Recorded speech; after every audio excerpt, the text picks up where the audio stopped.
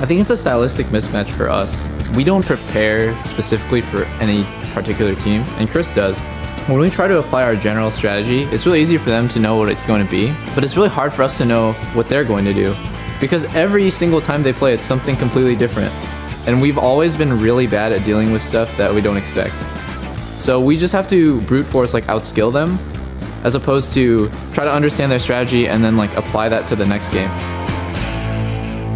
Welcome back to the North American LCS Summer Playoffs. But before we head on to the Rift, we're going to click over to Twitter to see what you've been saying about our question of the day. Which NALCS player or team, handles pressure the best and why? Our first response comes from @Khalid901K. I definitely think that Curse performed the best under pressure, and we saw that easily in their Super Week. Curse or die? This is the strangest thing because Curse has not been the team to perform under pressure historically. But as of late, it seems hard to argue with right here. Coming in against a team that they didn't know how to scout for because they've been gone for so long, and starting off 2-0 is really good play under pressure. Yeah, definitely stepped it up in Week 11. And today, our next tweet comes from @CivicRasa. I think LMQ, when you look into their eyes, you can tell they're just stone cold killers. Yeah, especially Xiao, that guy. He's just... Don't want to meet him in a dark alley. And Vasily, never afraid to jump in. But honestly, they actually do perform really well. There's a lot of pressure on them coming all the way over from China and then exceeding everyone's expectations throughout the regular season. That's true, coming right out of the Challenger Series as well. And our final one here, @VUX Gaming, easily Cloud9. The fact alone that they never lost a playoff game before is proof of that. Hi, anything to say there? Well, he's not one to brag. We've done well under pressure. How about that? Yeah. As far as... Is it international, meaning like in America, or is that nationally speaking? That would be nationally speaking. Nationally speaking, we've done very well under pressure, at least. We haven't really dropped a playoff game yet. I think we will this time around, but we haven't yet. So historically speaking, we've done well under pressure. Yeah, that would actually be my answer. If I were to have picked a team, even if I wasn't here, I would say Cloud9. Oh, that's very nice of you. Hi, is there another team within the NALCS that you feel operates very well under pressure? Well, if I were to pick another team besides us that operates well under pressure, I think I would probably say, let me think here. I would say TSM back with Reginald. Back when he was on the team, they handled pressure very well. They've won 2 years straight in a row, I think, of like tournaments on and on. They handled pressure extremely well. The new TSM, I'm not entirely sure since they're obviously new players, like 4 different people, or 3 rather. So I'll have to see how the new TSM goes under pressure, but the old TSM, they played very well under pressure. Absolutely. Well, thank you all for the responses, but we want more, so please keep sending those promo tweets, or primo tweets rather, @LOL Esports. But now, guys, let's turn our attention back to the main event, Curse versus CLG, and right now it's do or die for CLG. The game is a must-win to keep their dream of worlds alive. And I want to look at one person in particular who CLG has not been afraid of putting the weight on his shoulders in the past, Doublelift. Yeah, he had a good game on Twitch in the first game. Yet they're putting so many resources into Doublelift. If he's not hard carrying him at this point, I don't see a way that they win the game. The ganks that Dexter put up there in the top lane in the last game were just so numerous, yet it didn't really yield many results. And meanwhile, over on Curse's side, we have to hit, or they have hit on a winning formula and are within arm's reach of securing their spot in the semifinals. Got to look at Doublelift's counterpart, Cop, here. Hi, what can he do to secure the victory and move on to the semifinals for Curse? Honestly, Cop doesn't have to change that much of what he's doing right now. It's just because they're not focusing him at all. They aren't doing anything to try and shut him down. They aren't doing anything to try to shut down Voyboy. They're honestly just putting all their eggs into Doublelift's basket, and it's not panning out for them. Like for example, last game, Syndra had no flash mid, and Ryze had his flash. Why don't they just double flash on him and kill him? They're not doing anything they should be doing, and they just want Doublelift to carry them, and you can't go into that mentality. I feel you like have to have your other players carry too. I feel like that sits perfectly into Cop's wheelhouse, that idea of consistency, right? He's always been famed for being a rather consistent, not a huge playmaker, and that's pretty much what they need him to do right here. Well, to get us into our third game, we're going to throw it across the studio to Riv and Kobe to take us into the game. Thanks, Dash. I do want to add on to High's point because I really like it, how Cop doesn't have to change much. Even though CLG banned so many AD carries, I think CLG need to stop focusing on Cop, and they need to change off of Cop because Syndra has been a big problem for them. Nidalee has been a big problem for them.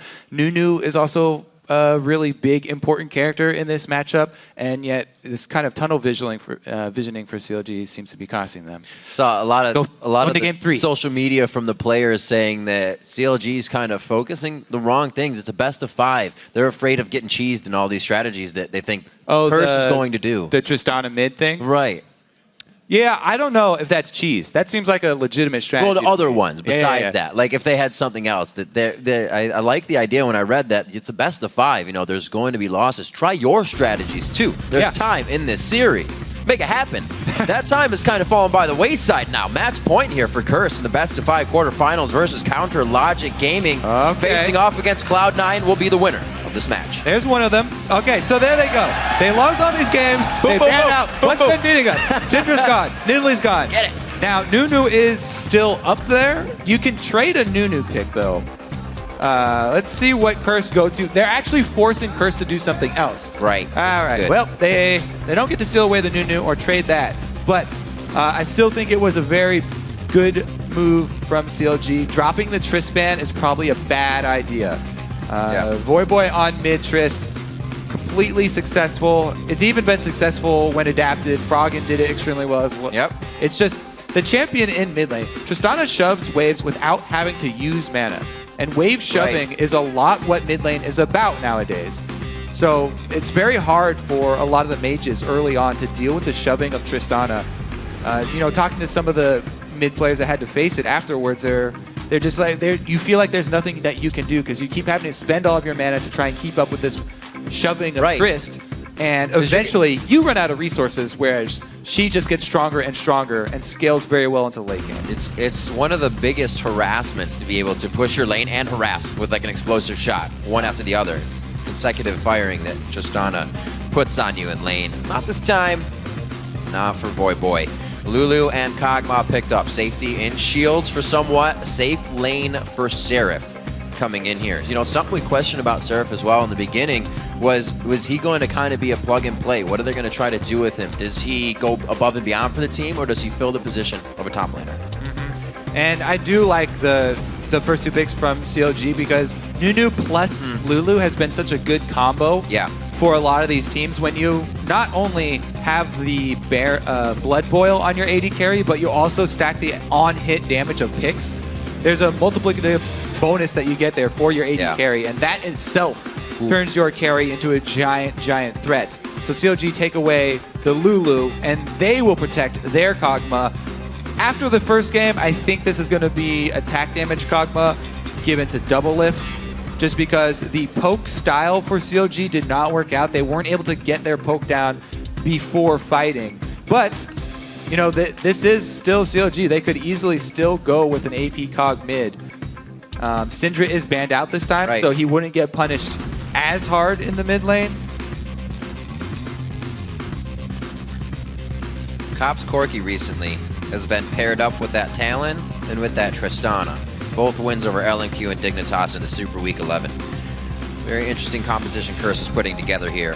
They may decide to go for that AD if they do want to. One thing that makes me think that Curse won't go for just another adaptation of split pushing is that their AD carry choice this time around, Corki, is about fighting team fights in the mid game. He's not about taking the turrets down as quickly as Jinx. Jinx plus Nunu just destroys them. So Corki makes me think that they're going to look more for those mid game fights where he has a Trinity Force plus, you know, Infinity Edge or Bork, and he is able to just dump out damage.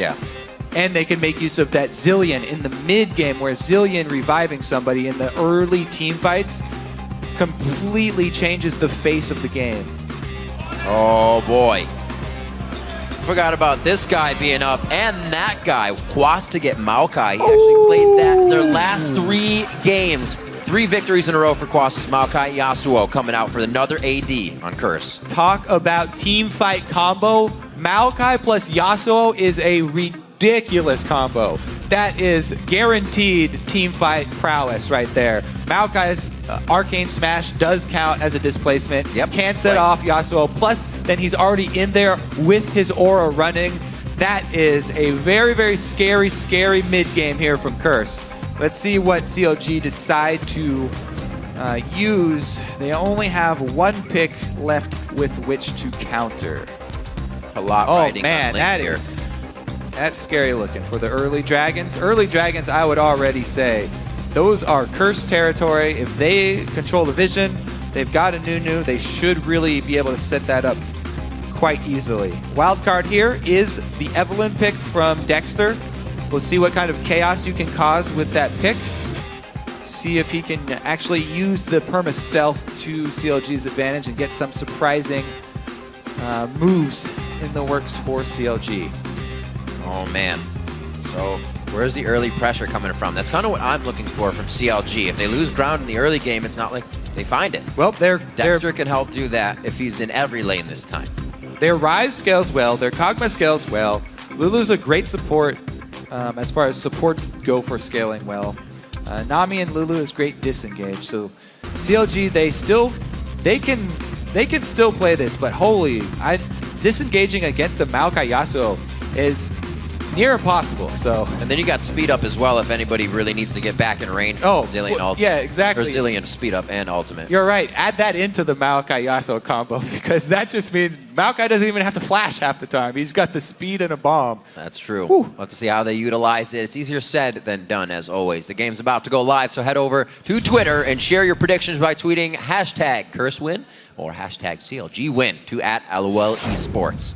It's going to be a big matchup here. It could mean CLG's really history to keep themselves in the playoff here. Yeah, I mean, they're down to their last match. Must-win game here. They have to turn it on right now. Talk about pressure. If they lose this game, the pressure will definitely subside a little bit, but they still have to then play to make sure that they stay in and they don't have to fight a challenger team. This is another aspect of the best-of-5 series, though. The length, something that was definitely considered yesterday in 250 or 150 and then a 60-minute game, is that the people start to fall apart. We saw that happen to Dignitas. They fell apart after an elongated session of playing. Can that happen, or will that happen, I should say, to Curse? Jumping into the matchup.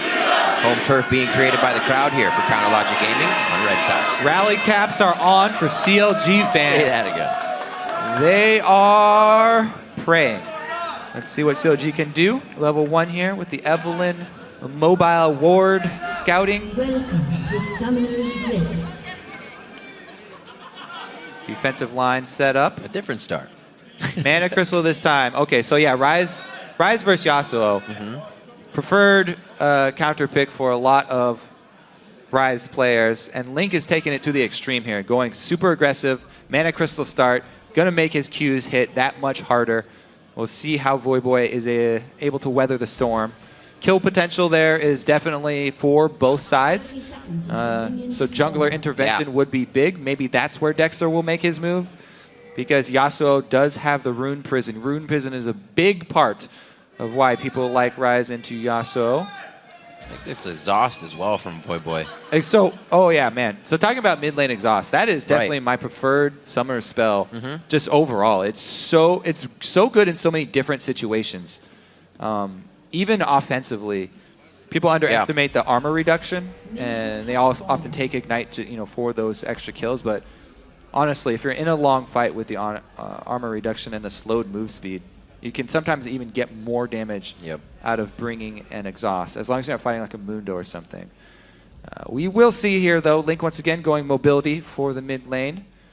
See how it starts out. Curse repeat, invade red side. This time around, Dexter's way ahead of the game. Already got his own red invade going. Afromu going to come up, and never mind, just watch him do it. They will see Kog'Maw bottom, see the lane swap. And let's see how they react to this lane swap. Ward did get placed. They know that there's no blue start. He got out. Afromu was in scary territory, so he heads up top. He's going to be giving help here to Seraph. It's an interesting 2v2 matchup here, too. Now that CLG have decided to go with the Lulu plus Nami lane, because all four members are ranged here.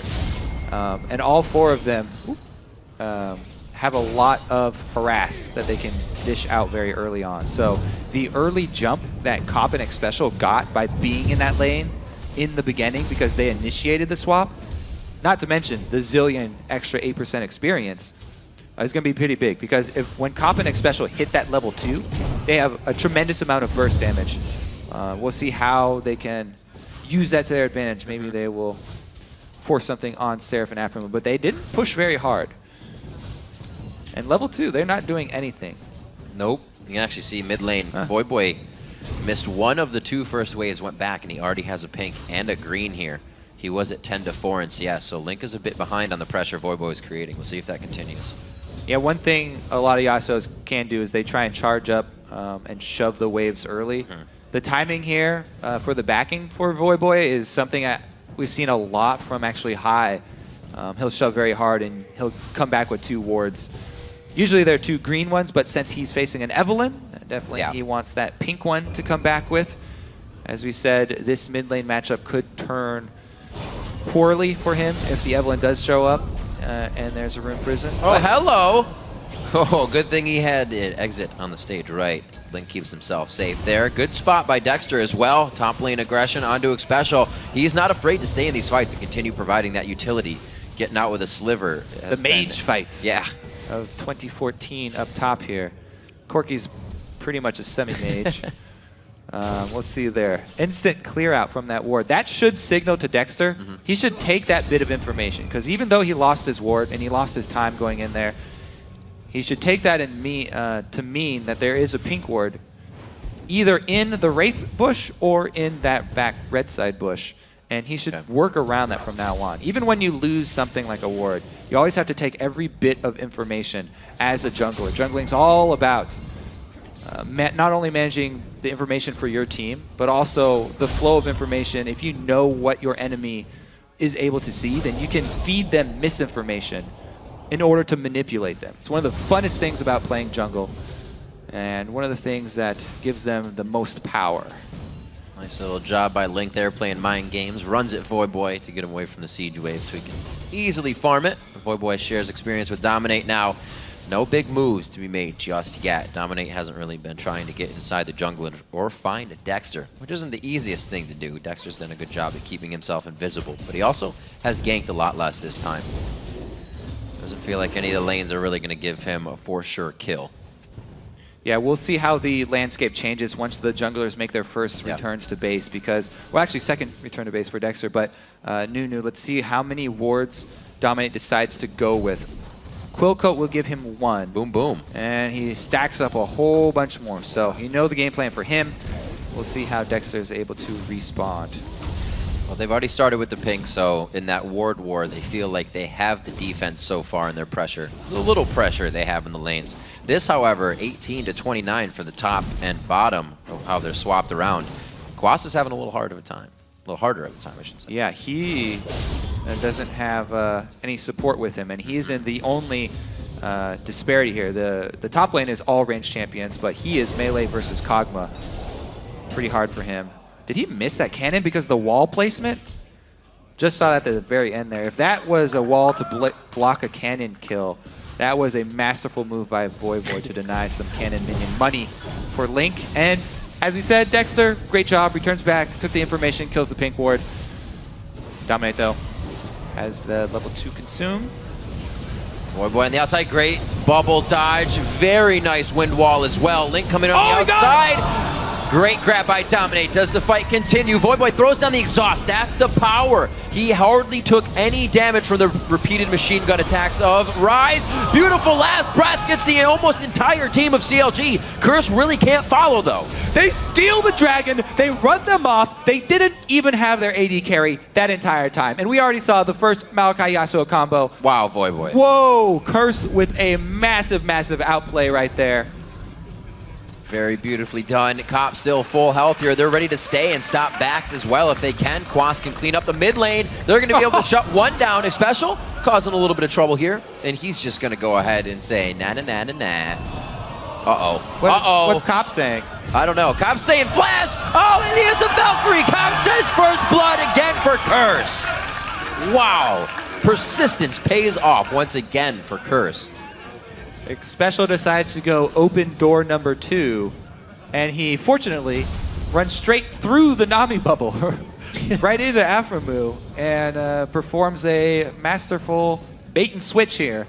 because his AD carry, full of mana, able to finish the first blood. What a play without even trying to orchestrate it from the beginning. Just Cop taking control there with Xpecial. A little bit of mind games that they'll be playing for themselves. They're loving this tier on the Zillion, though, lately, for support especially. Late game Seraph, you usually get to it as well. You've been given utility and cooldown to your team, so gets that stacked pretty fast. Looking around the board, still, actually, with all that fighting, we were looking at like an 18 to 25 to 30 CS. Quas is caught up to Seraphs now, so it's going to be quite a good force as they bring it to that late game. First Dragon we just saw go in favor of Curse. Again, they get an early lead, and CLG stop it this time. I don't know, because there's already the double vision team. Right. Dominate and Xpecial once again invading into the top side jungle, preparing this for red buff. Nope, red buff's already taken. What is it, 8? It's 9 minutes already. Okay, so that's a little late for that. But they will be able to catch people in transit if they see anyone swinging up to the top side. It's an interesting choice to go for that vision up top side. We'll have to see what they think they're going to work off with that vision. I like this. Got to follow each other. I don't want either of them getting too big. Voyboy and Link on each side kind of need to be stopped from getting to that point where they can take anybody out in a 1v1 or even a 2v1. Voyboy loves to get into that situation, and he'll just keep doing it in the bottom lane at that second tier turret.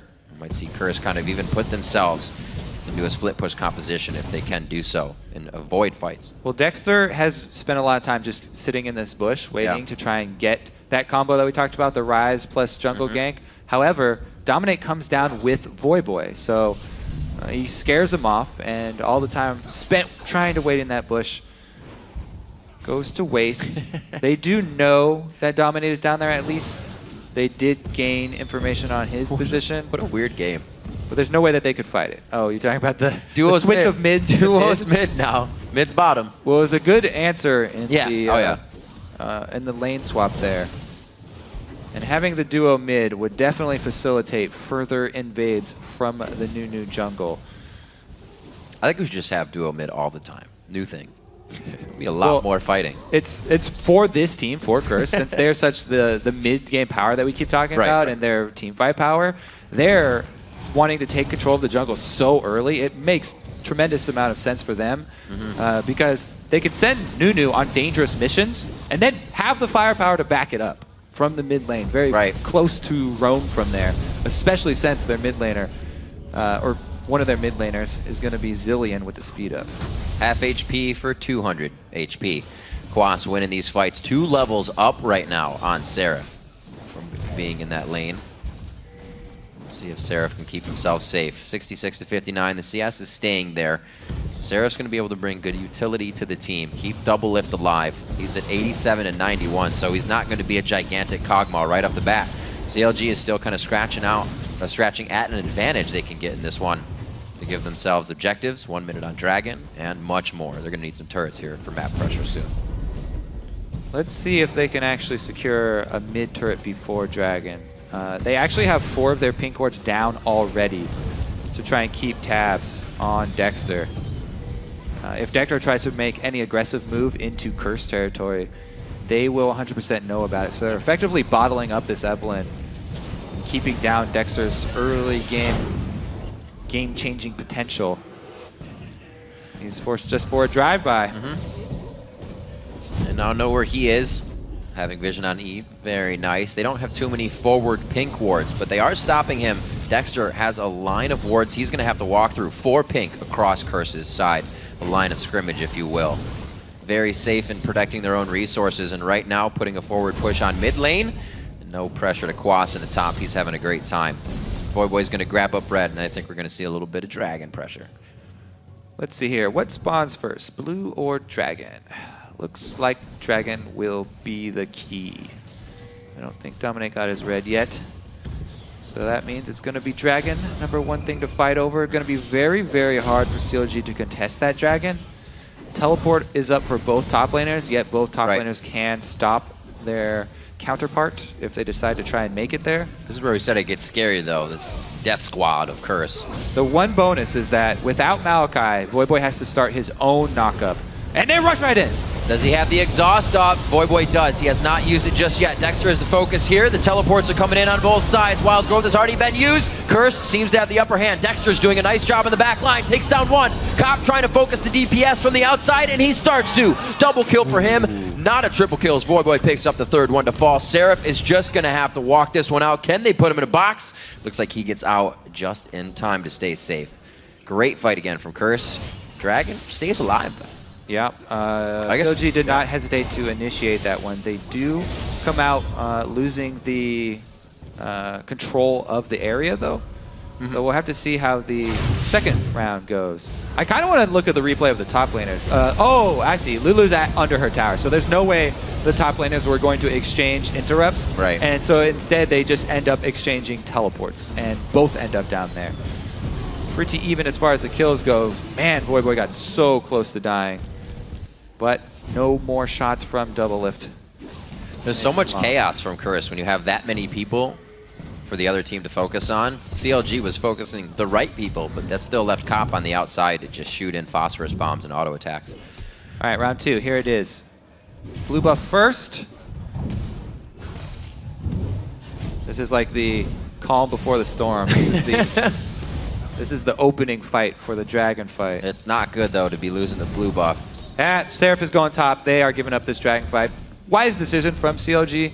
There's way too much control of Curse. They cannot walk into a set-up team fight from this Curse squad. So they decide to give it away. They link us control of the bottom side river. Wow. It's the first game. Curse kind of figured out what the plan was and then felt that they could put their foot down. Very strong play so far coming from them. Cop as well, 3-0-1, had a fantastic game, last game as well on Jinx. Bring around the rosy here for Dexter. He's playing that smart. CLG have to be so careful. This is the point in the game that we're talking about, the massive, massive power swings for all of these Curse champions in the mid game. They've got a Trinity Force. They have their Static Shiv. They have these first key items for their two main carries already available. And they've got a Nunu with max consume. Oh man, again? This one's even 2 minutes earlier than the last one, Kobe. Seraph might have an inkling. Say Seraph, we need vision right now. He has a sweeper, no wards. He's gonna have to face check it. He could be the first victim of this. Quas does not go up with the movement speed, and little old Seraph able to stop the Baron by himself. Little does he know, huge play right there. The team's able to stay pretty much spread out across the map. Counterlogic Gaming definitely repairing what happened in the early game from Curse. That first blood was able to come out from Cop, and he has run away with that. Voyboy's creating pressure with the rest of the team. And those two have been pivotal for Curse's victories here, along with Quas just doing his own thing off on an island throughout each and every game. Yep. He's this time around, though, on the Maokai, when he joins the fight and they start a fight with him, it is going to be a bloodbath. So far, though, Seraph did a pretty good job. He kept his wits about him, able to follow that roam down to Baron's side and stop it.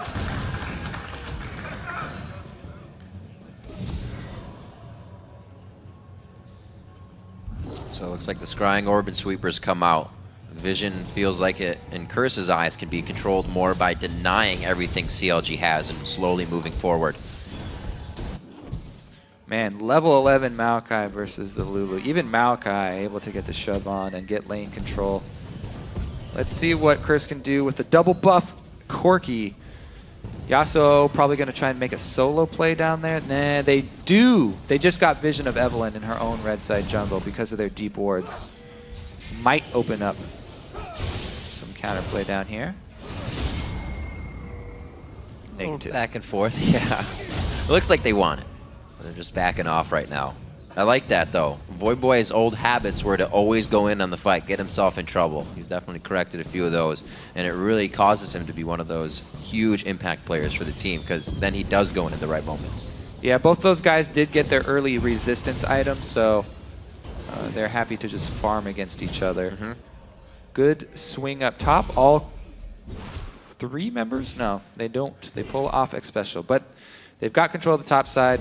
Probably will be the outer turret going down. Blood Boil doesn't matter who it's on. Helps in taking down those turrets very quickly. Trees don't have blood.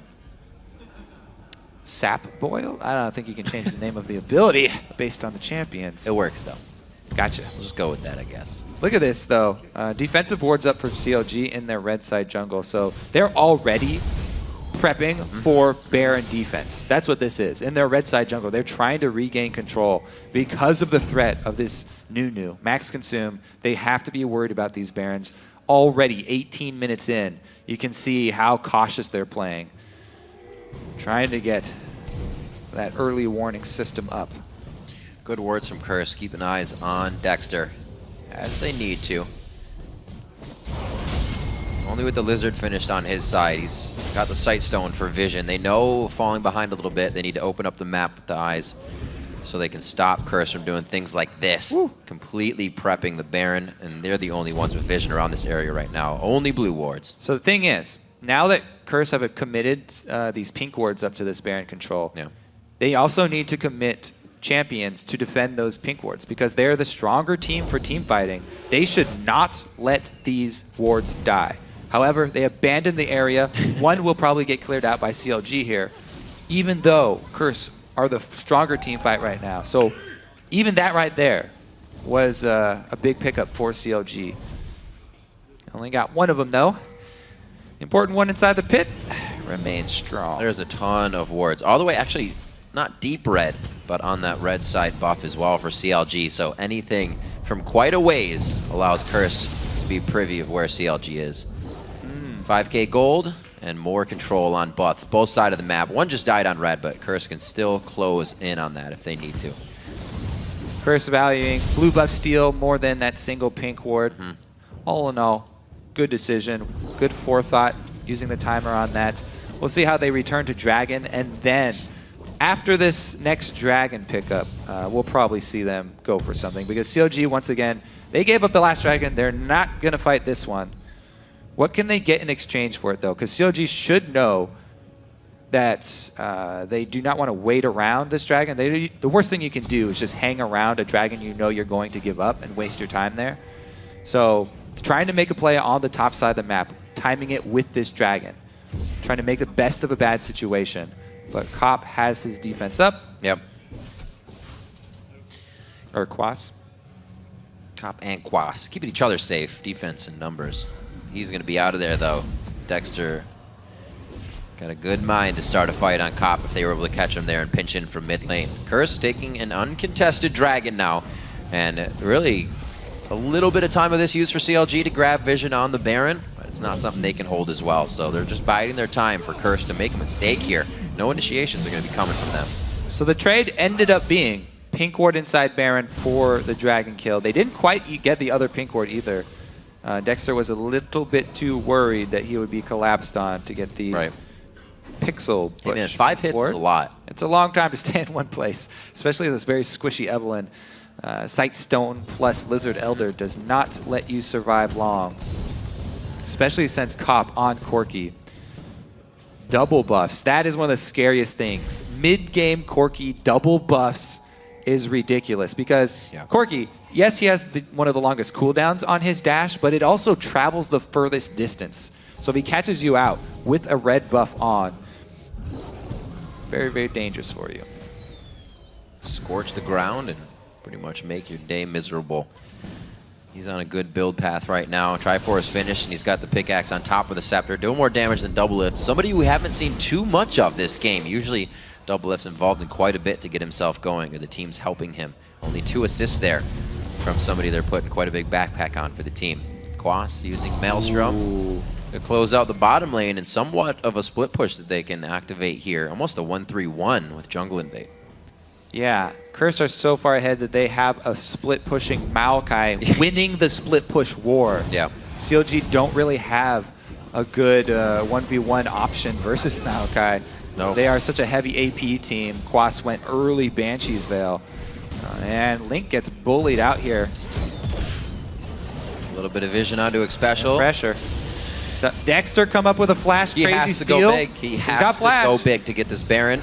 No gap closer over the wall. It's going down quite low. Baron at 1,500 health. That's getting eaten down by Dominate and Curse. Really watching CLG kind of muster about right now. Big damage onto Dexter. The tidal wave is a beautiful disengage, leaving only Quas on the other side of the wall by himself. CLG should be able to make their way away from this. The twisted advance is in range, and so is the last shot. A big one from Cop to take down Dexter. Everybody gets a piece of that on the assist reel, and they're going for top turret. Baron taken again by Curse. Yeah, the commitment of Curse to stay in there, make sure that they're going to get it. They have the confidence of a new combo to secure it, so they stay in. And a little bit of a disorganized attempt there from CLG to try and make their move. Seraph with the teleport in and immediate flash out while everybody except Dexter peels away. Dexter got a little bit too close there.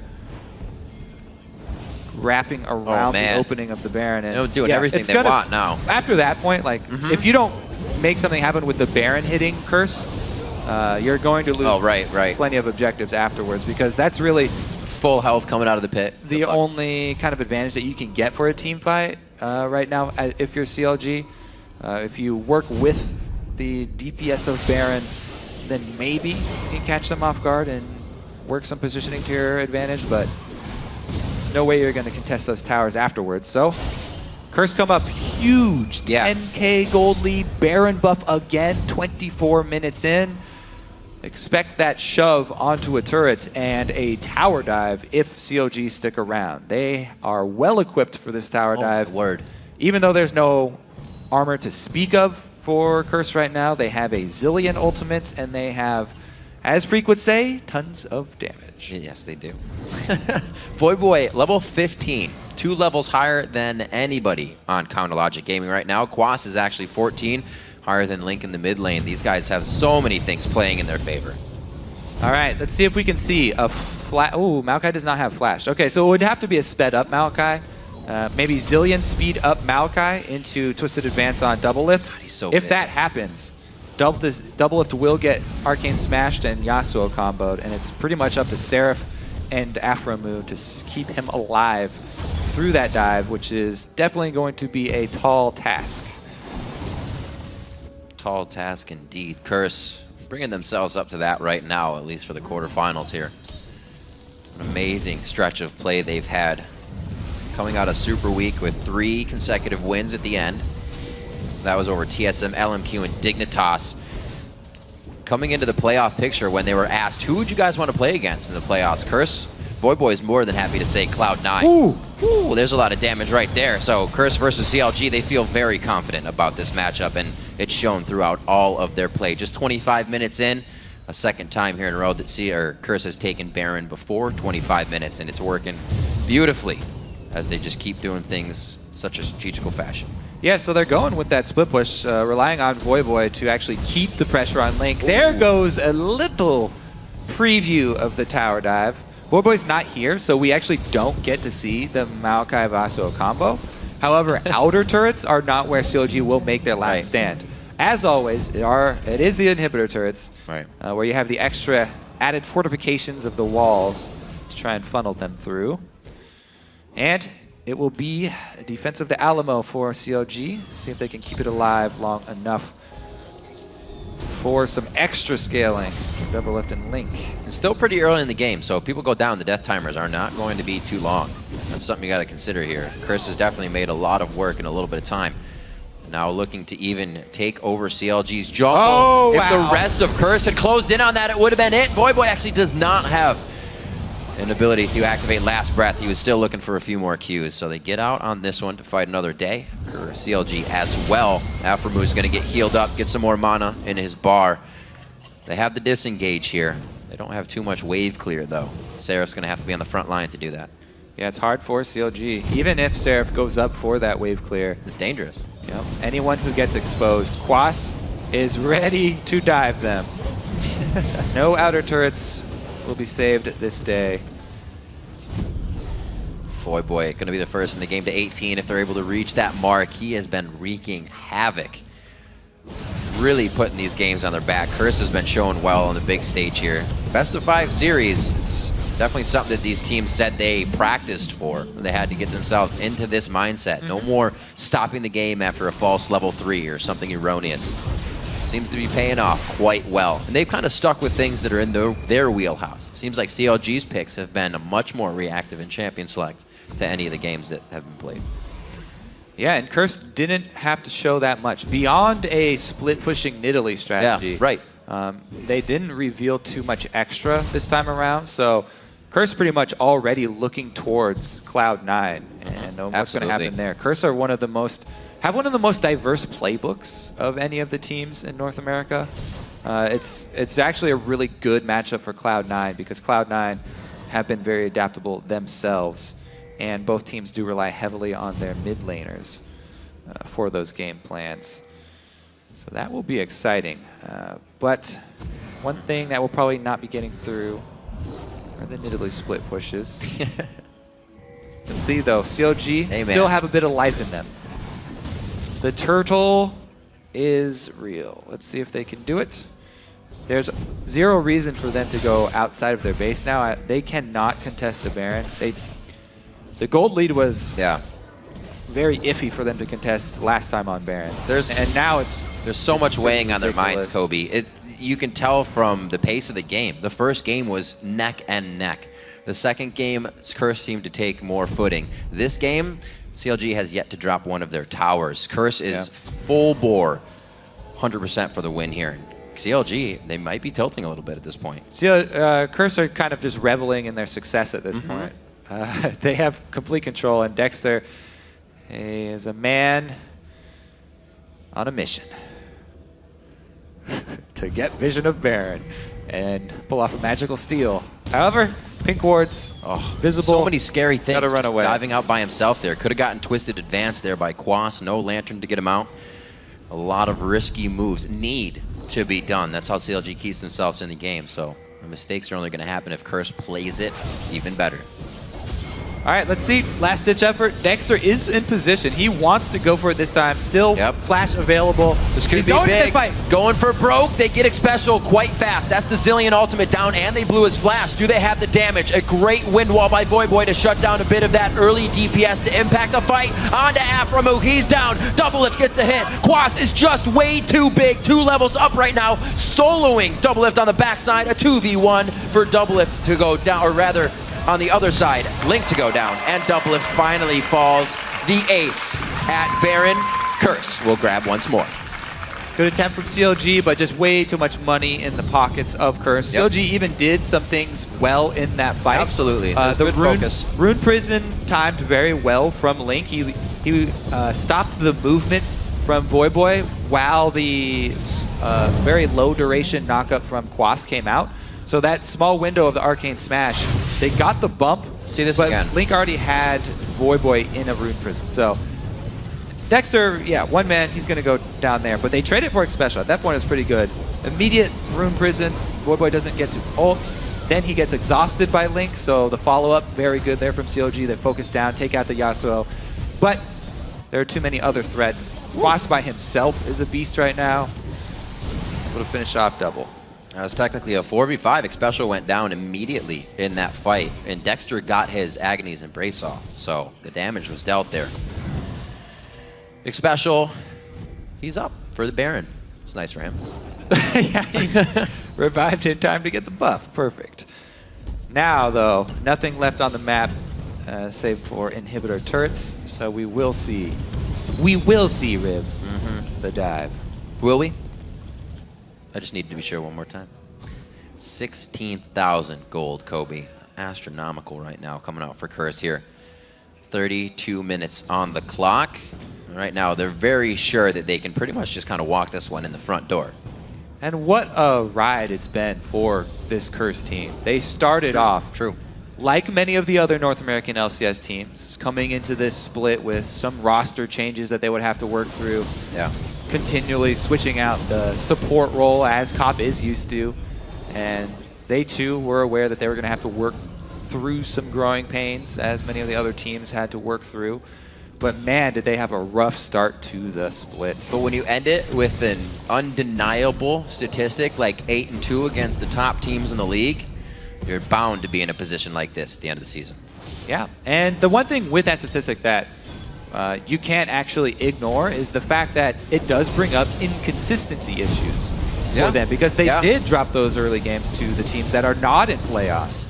Right. So the question is, you know, what Curse will move forward here?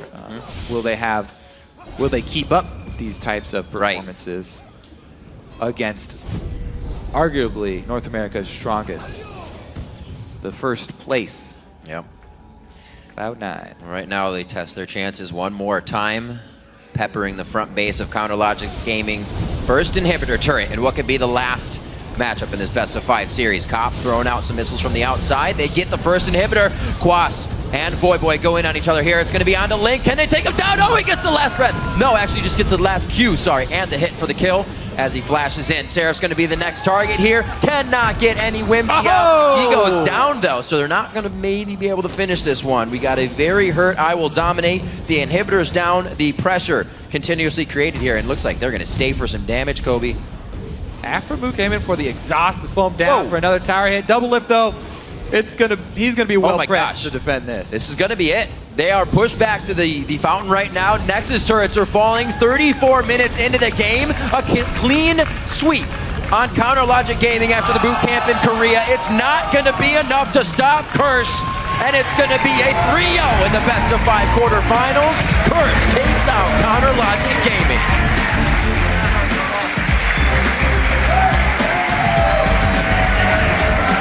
Looks like they knew it all along. I think after the first couple of games there, the confidence of the team, you could really see it. Set into motion. It's night and day from the beginning of the split when they were sitting in the chairs before games to how they're acting now. So calm, even after the games, not very animated. This guy, special in his Zillion play. Boy in his Syndra and Yasuo play. This guy right here, Quas, Nidalee, and Maokai coming out huge in these games. Single-handedly helping to win the first game. And Cop sitting right there. 2 great games on 2 different AD carries throughout the matchup, and even more, he played a variety. We're gonna get to talk to this guy in just a second. Boy with a great game. Really a kingpin for Curse to come out here. Everybody played amazing. I'll say it again because we've said it before. Curse comes out with all-star days for 1 or 2 people. They all showed up for the quarterfinals. Yeah, they all look pretty good here. CLG with quite a few mistakes that Curse were immediately able to jump on. So I think always the pressure in itself was so much for CLG coming into this to perform, to then bring back any mistakes that were made, and then to kind of figure out how to beat Curse after they saw what wasn't working. That just starts to add on way too many things to multitask when you're trying to win your best-of-5 series. Yeah, there's definitely a lot on their minds. They will have to regroup, though, because as we said, they still have more games to win. Yeah. See how they recover. Let's see. We're going to go ahead and send it down to Jat, who's on the stage with the victorious Team Curse. Thank you, guys. And Boy, just where to start? You guys spent most of the regular season around 6th place. You make a surge to get 4th, and now you're 1 playoff series away from making it to Worlds. What are you feeling right now? Yeah, I feel like indescribably happy. I did not think we were going to get to this spot. Like at the beginning of the season, we were like, all right, man, like we're good. Like we can get top 3, we can finish top, and then like the whole season, we were just losing games. We just couldn't find our mojo, and everyone was just counting us out, and for good reason, because we were just losing a lot. And then towards the end, we just picked it up. Super Week again. We had 2 great Super Weeks that really boosted our confidence. And even after Super Week, people are like, "No, Curse is just like they're just like flash flood. Like they're just gonna evaporate going into playoffs." And the fact that we were able to just come in, play so well, play our strats, and just 3-0 CLG makes me like I'm so happy. I'm so proud of my team. All the hard work that we put in finally paying off, and we're this close to going to Worlds. So we're just gonna try to make it there and make everyone proud. And talking about this series in particular as well, all the discussion leading up to the match was about CLG, their trip to Korea, what was it going to do. What were you guys focusing on in preparation for this match? Well, we had no idea what CLG was doing. We assumed that they'd be taking some stuff that they liked in Korea and trying to implement it into their own play. But we didn't really care about any of that. All we wanted to do was improve our own gameplay, practice our strats, play as solid as we can, because CLG is not our only opponent. We have to play Cloud9 soon, and we just want to make sure that we're on the top of our game, and regardless of what they've been up to. And the fact that we were able to just come in and play so well is great. And now that you guys have kind of regained your mojo, as you would like to say, how do you get to keep it? Because there's been times during the regular season where it seemed like you guys were there and you fell back down again. How do you stop that from happening? Well, I think with this huge win, it's just going to be a boost to our confidence. We're all pretty emotional players, so when we start doing well, we just pump each other up, and it goes a really long way. So I think with this win, we're just going to be going into our next match full of confidence and just trying to show up and play really well. Well, I just have to ask one final question before we get back to the analyst desk, is just when or what was it really that was able to turn your season around? You said it was super weak, but did something change where it was just like this epiphany that you guys could suddenly be a top team? Not really. I mean, I think one thing that we had issues with was we'd play really well in scrims. I've been on a lot of teams, and I don't know any team that we've had such good scrim results, percentage-wise versus every team. We win a lot. But whenever we'd come to LCS, we just wouldn't be able to translate it into solid wins. Our play would just fall apart, and it would really bite us. It would frustrate us. It would probably make us play worse at LCS too, because we're just always thinking what's happening. But I think that's something that we've been improving at a lot, and we've gotten a lot better at just playing our game. When we're here, we're just all right, just treat it like scrims, just play our game, and we can show up and play really well. So I think that was something that just kind of changed in us, and we just started playing well at LCS, and it shows. Congratulations again on the 3-0 victory over CLG. It was like you guys got stronger every progressive game, so it's going to be a bit of a fear for the rest of the teams. But for now, let's send it over to Dash and actually Hi at the analyst desk. Thanks, Jet. Hi, we now know that you and the rest of Cloud9 are going to be facing Team Curse in the semifinals. So what are you taking away from those games today? Well, I'm happy that Chris won, obviously. But at the same time, they played so well. They 3-0'd CLG, and they're so dominant. I don't want to play them anymore. I don't know if he could 3-0 CLG, but they did, and they played extremely well. So we definitely have to watch out for them, and I'm happy that they got to where they are. All right, well, now if we are to project forward beyond NA playoffs and you do go to Worlds, having watched a team, CLG specifically, kind of adapt some of the Korean styles, come back here and get defeated rather handily by an NA-style team, are you guys confident that you can compete on the world stage? I don't think CLG going to Korea and copying a few other things and coming back in the grand scheme of things is that big of a deal. I think the top 5 Korean teams are arguably probably the best teams in the world. But besides that point, CLG wasn't winning scrims in North America before they went to Korea anyway. So it's not like they were going to magically go to Korea and start winning all of a sudden. They lost in North America. They lost in Korea. There's not going to be that much that will change in the grand scope of things. If they somehow became Super Saiyan on the way back, then great. But they didn't become Super Saiyan, and I don't think just because we can beat the Korean CLG, we'll be able to beat the other Korean teams. But I think that does show that we have a chance. I know that a lot of fans are going to be curious to know, going into PAX, what the player experience is like when you go to a giant convention like that. Because here at home, right, you have a set scheduled throughout the season, but then when you kind of travel to these bigger events and they're spread out over more days, what's the itinerary like for Cloud9 in this next week? Well, for us, we fly out on Wednesday or Thursday, and I still actually have to check if I can fly or not. I should probably get that checked out. But anyway, moving forward, we have days where we have to do some sponsor activities, of course, but we're making sure we get our practice in. We're making sure we have our time to do our pick and ban strategy, and we're making the best of all the time that we have. So we'll fly out Thursday. We'll get our scrims in. We'll get our information down. We'll try to figure out a plan and make sure that everything's okay. All right, and then one final question, again related to PAX, is how different is it playing on, 1, a different stage, 2, in front of a different crowd, and is it difficult to cope with that in a high-pressure environment like that, or is it helpful to have that roaring crowd behind you? Honestly speaking, if the crowd is cheering for you, that feels great. But if the crowd is cheering TSM over and over or something like that, it's kind of annoying and distracting, but it's not that big of a deal. As far as playing at a new stage, if it's not a bad stage, like if I can't hear the other team, or if there's not some weird malfunction or something, then it's perfectly fine. So we've been to PAX before, and the last time we played there, it went well for us. So I think the stage will be somewhat similar, I'm hoping. So it shouldn't be any new territory to us. So I'm excited to play, and I like playing in front of a big crowd. All right. Well, I want to thank you for joining us here on the desk today and providing some valuable insight, as well as wish you best of luck in your matches next week. I know I'm quite excited to see them. But for now, we're going to throw it back over to Riv and Kobe at the caster desk. Thank you very much, Dash, and let's pull up our bracket as it continues to fill out here. With their win today, Curse advanced to the semifinals and will face off against the #1 seed, none other than Cloud9. Meanwhile, CLG will face off against Dignitas and will play for the 5th place spot and right. to avoid a trip to the Spring Promotion Tournament. We'll be bringing you that match next week, live from PAX. Yes, we will. We'll also have a best-of-5 series between Latin American team PAX and the Brazilian Kaboom Esports as they battle for the final international wildcard spot in the 2014 World Championship. So mark your calendars for next Friday, August 29th, starting at noon Pacific, 9 p.m. Central European Time. But we've still got more action coming your way today. After a quick break here, Freak and Zyrene will be taking over for the North American Challenger Series finals between Curse Academy and Team 8. We'll be right back.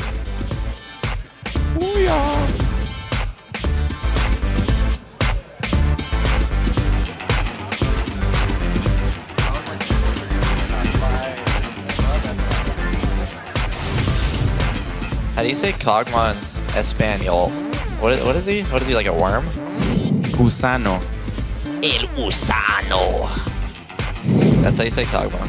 Dexter's doing a nice job in the back line, takes down one. Cop trying to focus the DPS from the outside, and he starts to shut down a bit of that early DPS to impact the fight. On to Aframu, he's down. Double Lift gets the hit. Quas is just way too big. It's going to be on to Link. Can they take him down? Oh, he gets the last breath. No, actually just gets the last Q, sorry, and the hit for the kill as he flashes in. Seraph's going to be the next target here. Cannot get any whims. He goes down though.